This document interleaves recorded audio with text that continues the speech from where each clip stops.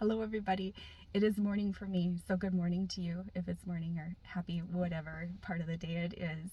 I want to talk to you today about a lot of things. I think really the overarching topic is going to be releasing the woo. There's no more, it's not woo. It's not woo, it's natural.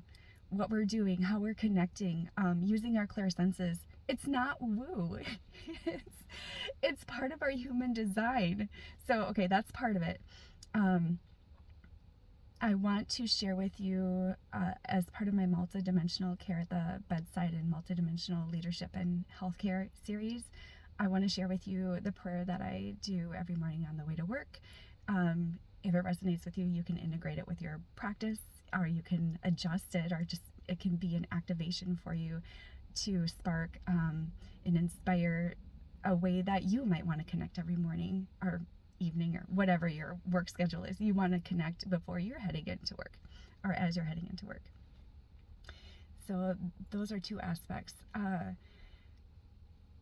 don't know if it's important to know, but background information. So I started out on this path that has brought me to where I am now through I work for the Alina Health System.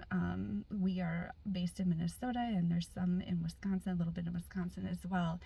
And I have so much gratitude for my workplace, for my work organization, on how they support whole person care.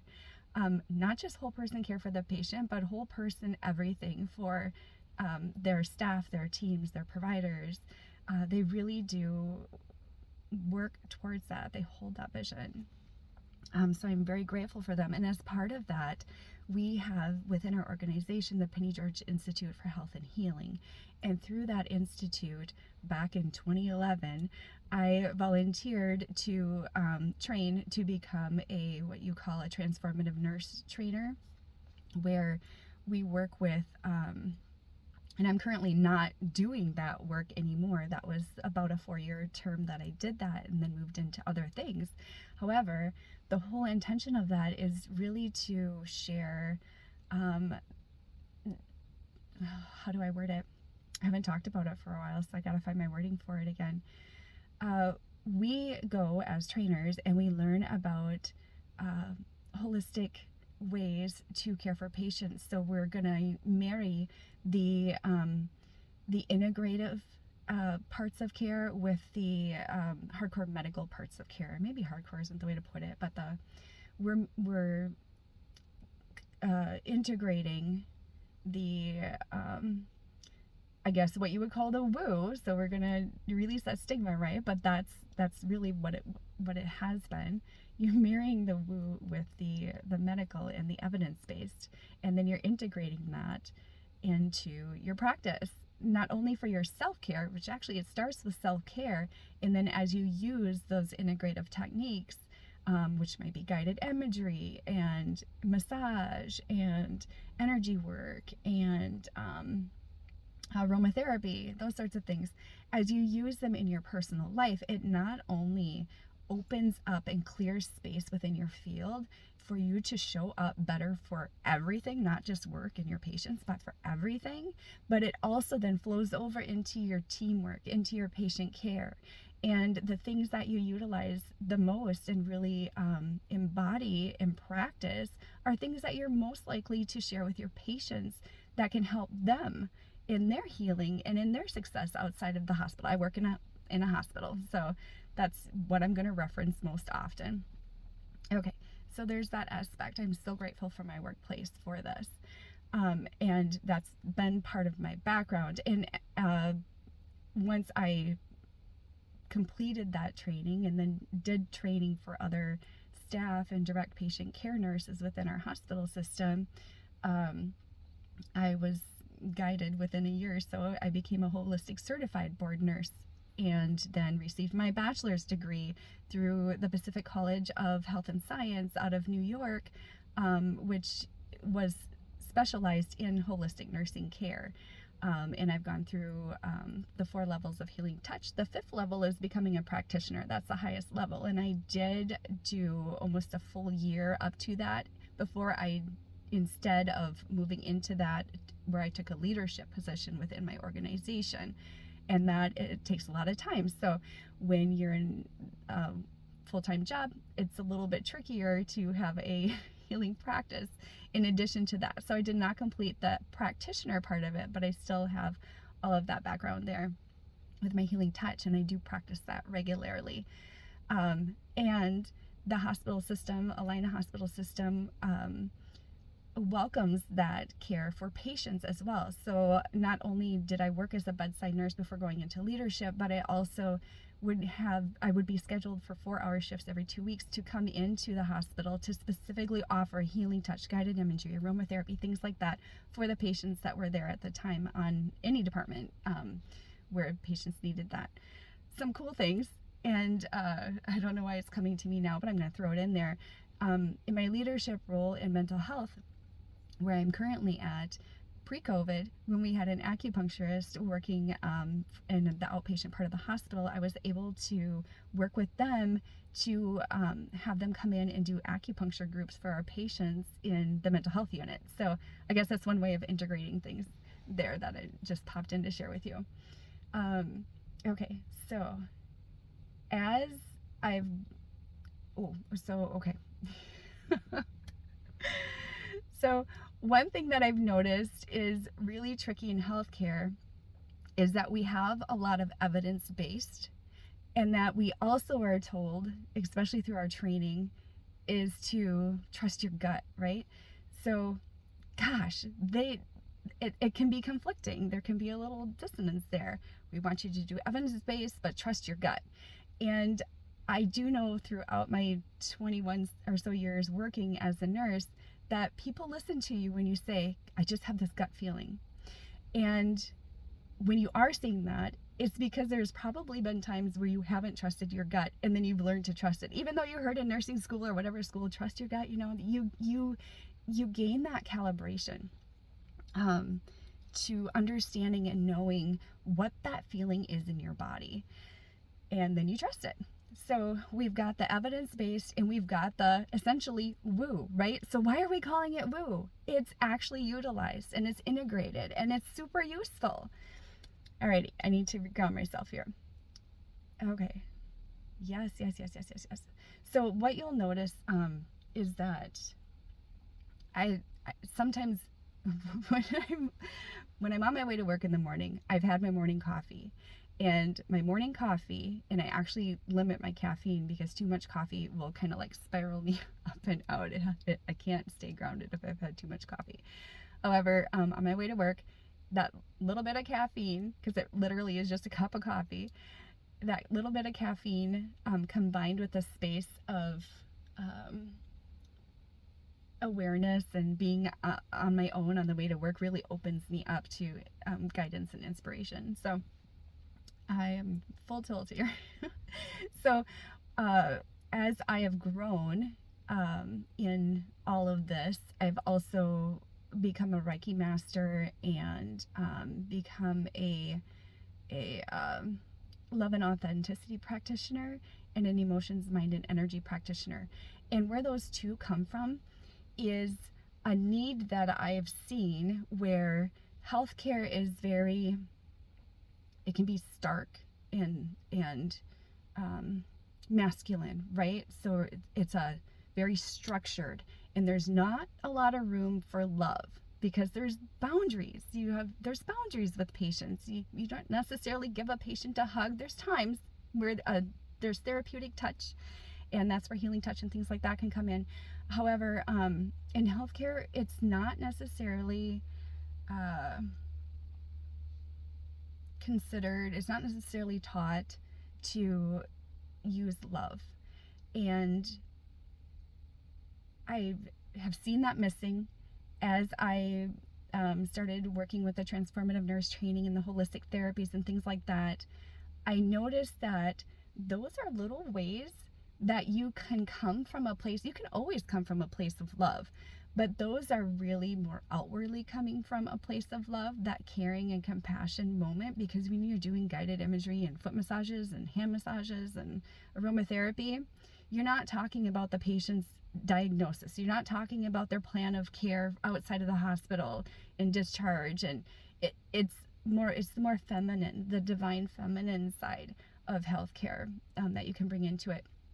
And being in a leadership role, I really wanted a way to be able to help my direct reports, my employees, my teams, to work through some of the interpersonal things that come up, whatever it is that they were going through. I wanted a tool, I wanted a structure to help guide them, to just support them.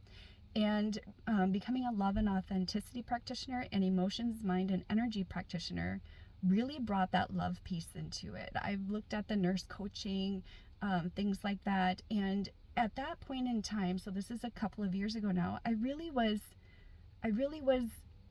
ready to do something outside of the structured masculine medicine part of it and bring in something that's a little more woo. Okay, so we've got all that information there. So as I continue to expand in my connections with the parts of me that you can't see, and expand in my understanding of love and unconditional love and how I can embody it moment to moment and really show up for people, while at the same time taking care of myself and finding that and integrating that balance of things, I've gained a lot more access to my multidimensional self. So what I mean by multidimensional self, this is how I just have been describing it to my team. So with my team at work, I've been doing a newsletter. We have a newsletter, and in the newsletter, I've been doing a series called Multidimensional Care at the Bedside. And I started with helping to show how we have our physical senses that have the ability to take in information and process it and relay it to us, to our nervous system, our endocrine system, whatever, about the physical world that we see, that we sense. Not everybody sees it, but that physical world. And then we have our clair senses that connect with the energetic anatomy that we have. And I'll be expanding on these things more through posts and things like that. Like, what are the clear senses? What are our energetic anatomy? You know, the chakras and things like that. So those clear senses and the energetic anatomy that we have work in conjunction to bring us the information from the non-physical world that we can't see. And by the way, just because we can't see it doesn't even necessarily mean it's non-physical. It just appears non-physical to us because we don't have the physical equipment to translate the frequency of it in a way that we deem it as physical, right? So there's those two components, and then we have the dimensions and the densities of reality. So depending on where you're at in your state of consciousness and awareness of everything around you, and focusing your intention, your conscious choice to focus your energy where you want to, is going to determine what dimension and what density you're consciously in at that time, right? And I think one of the examples I use is, so let's say you spend a day at the beach and that's your happy place. You're feeling good, you're feeling connected, you're feeling like you are connected to everything, you're connected to nature, you know, you just feel really good. That would mean you're most likely probably in the conscious awareness of fifth density, the density, the dimension of unity and oneness with all. And then you come to work the next day and you're still feeling really good. You're still feeling grounded and centered, and you're working with your patients, and you come across, which happens, you come into the nurse's station and there are two coworkers there talking about interpersonal conflict with whatever reason. And at that time, you're kind of pulled out of that unity consciousness a little bit, but you're able to like see, yeah, I can see both sides of the situation. You know, I'm gonna go take care of this patient. You know, you disconnect from it. You're most likely in like the fourth density there. You're seeing both sides of things. You're not necessarily connecting to it, but it does pull you a little bit away from that a unity consciousness, because now we've got people talking about separation and lack and whatever. And then you're on your way home from work and a deer runs out in front of you and you can't stop in time. You hit the deer. There's not, you're okay. The deer's not okay and there's damage to your car. You're most likely going to be in a third density then. This is a bad thing that happened. You know, third density is more like the black, white, the right, the wrong. There's no gray area necessarily. And all of these densities and dimensions, I use them interchangeably, right? So dimension is like a level of consciousness, a plane of consciousness, and the density is the frequency of that plane. So that's what I'm talking about there.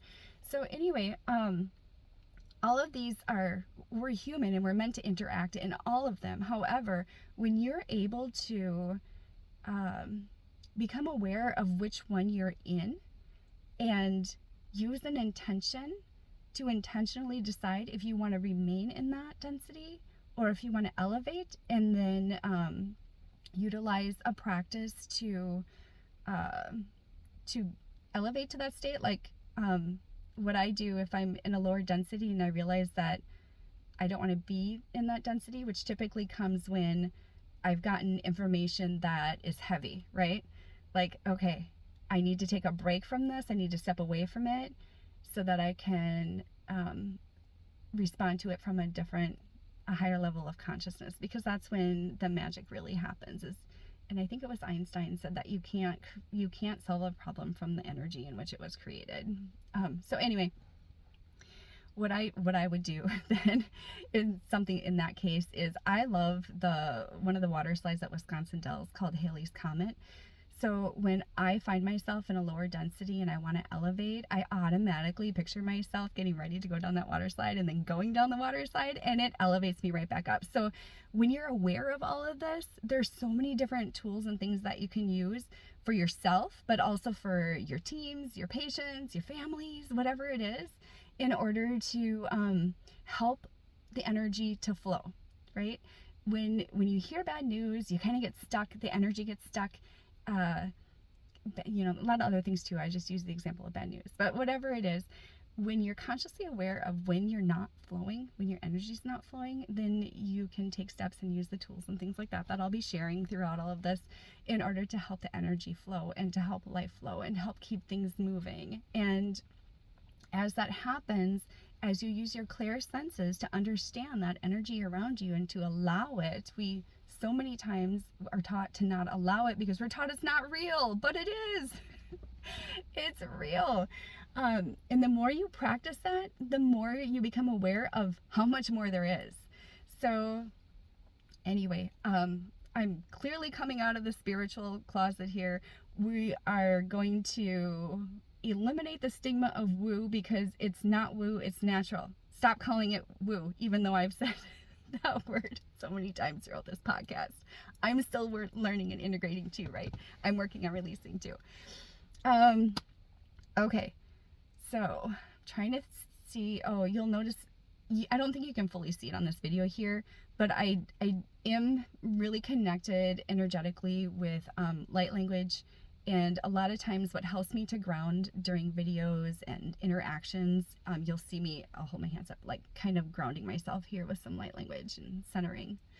So again, integrating the outside world with the inside world to help me embody the message I'm trying to convey.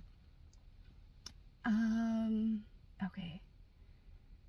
So and I think I'm going to end with the prayer that I do on my way to work. Sometimes I do prayers on the way home too, but when I am leaving work for the day and on my drive, which I have about a 30-minute drive, depending on the weather, I will always start by saying a prayer. And this is a typical prayer that I share, or that I say. I say, good morning, God. Thank you for this day and all things in it. Thank you, thank you, thank you, thank you, thank you. Please send my prayers to my husband, to our children, to our grandchildren, and to our family and friends in any way that they may need them. I pray for their joy, success, and happiness in life, and that they know you, love you, and connect with you. Thank you, God, so much for my teams in the hospitals and for the excellent patient care that they provide. I pray for their continued growth, continued expansion, and professional compassion and care, wisdom, and discernment as they care for our patients. I pray for their personal growth and expansion as well. I pray for their well-being. Please send my prayers to our patients working in the hospital. I pray for their healing. I pray for their well-being and their success as they transition, into their home environment, back into their environment. And then I'll also say prayers for not only our hospital, I say our hospital like you work with me, maybe some of you do, not only my hospital, but for all of the hospitals within the Alina system, and then all of the hospitals within Minnesota, all of the hospitals within the nation, within the world, all the patients. And then I even will say any patients in hospitals in the galaxy, because the more connected you get, again, the more you realize we're not the only ones here, and there's so many other things we can't see. And that is generally how I will say the prayer. And then I always end with the Lord's Prayer. So thank you, God. Thank you so much. I do a lot of thank yous. I have so much gratitude for everything that I'm learning and growing and understanding and wanting to share with everybody. That I do say thank you a lot in my prayers. And then I end with the Lord's Prayer. And a lot of times after I've prayed for my families and my teams and healthcare in general, I will also share gratitude with God for, and I say God because that's the verbiage I've used as I've been growing up and everything, but whatever works for you. Thank you, Source. Sometimes I will say good morning, Source, or thank you, Source. Whatever works for you. But I will share gratitude and thank Source for my learning and my growth and the opportunities that are opening for me, and just being here in general. So I will share that gratitude for my personal self and ask for continued growth and learning, continued expansion. I may ask for, depending on what's happening that day, support for what's happening that day, and then that prayer at the end there.